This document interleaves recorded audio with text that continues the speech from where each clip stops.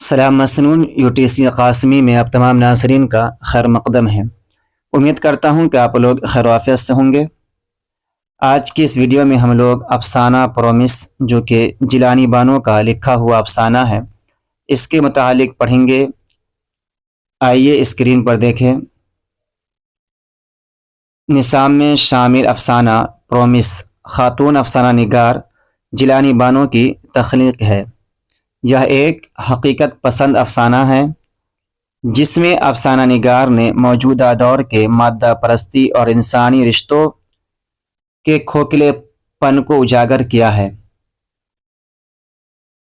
اس افسانے میں موجودہ ہندوستانی ماحول کے ایک خوشحال خاندان کی کہانی ہے جس کی مرکزی کردار امو نام کی ایک ضعیفہ خاتون ہے۔ امو نام کی ایک کمزور عورت ہے، خاتون ہے جو ایک جاگیردار خاندان سے تعلق رکھتی ہے۔ تو افسانہ پرومس کا مرکزی کردار امو ہو جائے گی۔ امو کے شوہر ایک وکیل ہیں لیکن ان کی آمدنی معقول نہیں تھی، بس ہلکی سی کچھ آمدنی تھی۔ لیکن امر ایک ذی شعور خاتون لیکن امو ایک ذی شعور خاتون تھی، اس لیے انہوں نے اپنے چاروں بچوں کو اعلیٰ تعلیم دلوایا۔ چاروں بچوں کے نام اس طرح تھے: جمشید، خورشید، رشید اور حمید۔ تو افسانہ پرومس میں جو کہتے ہیں چاروں بیٹوں کے نام ہیں وہ یہ ہیں، دیکھ لیجئے: جمشید، خورشید، رشید اور حمید۔ آگے دیکھیے، ان میں سے جمشید، خورشید اور رشید کو امو نے زمین بیچ کر ڈاکٹر اور انجینئر بنایا۔ کیا بیچ کر؟ زمین بیچ کر ڈاکٹر اور انجینئر بنایا۔ لیکن چھوٹا لڑکا حمید تمام کوششوں کے باوجود تعلیم حاصل نہیں کر سکا اور اپنے ذوق کے مطابق ایک سیاسی پارٹی میں شامل ہو گیا اور ترقی کر کے مرکزی حکومت میں وزارت کے عہدے پر پہنچ گیا۔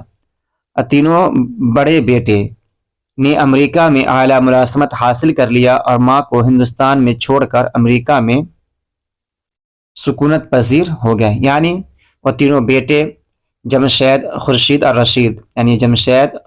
رشید، یہ تینوں بیٹے امریکہ میں سکونت پذیر اختیار کر لی۔ آگے دیکھیے، اسی دوران امو کینسر جیسے موذی مرض میں مبتلا ہو گئیں اور مسلسل 2 سالوں تک بستر پر پڑی رہیں۔ امو کے تمام بیٹوں نے یہ عہد کیا تھا کہ ہم لوگ ماں کے جنازے میں ماں کی میت کو کاندھا دیں گے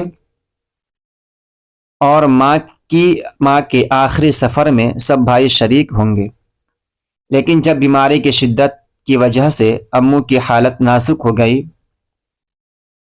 اور بیٹوں کو فون کیا گیا تو امریکہ میں رہنے والے تینوں بیٹے بھی آ گئے، لیکن وہ محدود وقت لے کر آئے تھے اور ماں کی موت میں کئی دنوں میں تاخیر ہو گئی، اس لیے وہ لوگ جنازے کے اخراجات کے لیے ڈالر اور ریال دے کر واپس چلے گئے۔ یہ تو امریکہ والوں کی بات تھی، لیکن امو کا سب سے چھوٹا بیٹا حمید جو ہندوستان میں تھا اور وزارت کے عہدہ پر فائز تھا، وہ بھی اپنی مصروفیت کی وجہ سے جنازے میں شریک نہ ہو سکا۔